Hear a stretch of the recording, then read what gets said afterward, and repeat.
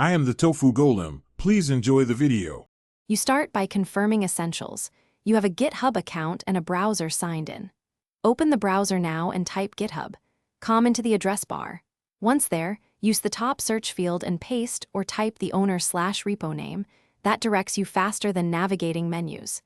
Make sure you're on the correct account if you maintain multiple profiles. Also check whether the repo is public versus private. Access differs and affects the next. Once you've searched and found the repository and results, click the repo title to open it. You'll land on the code tab showing README and file list. This is where you inspect content. If you need a different branch, open the branch dropdown and select or search the branch name. That updates files instantly. To open a file in the browser, click its name. For folders, click through the tree. If the repo is large, use the file search or press T to jump to a path. To complete your task, open Files, pull up Commit History, or click Releases to get packaged assets.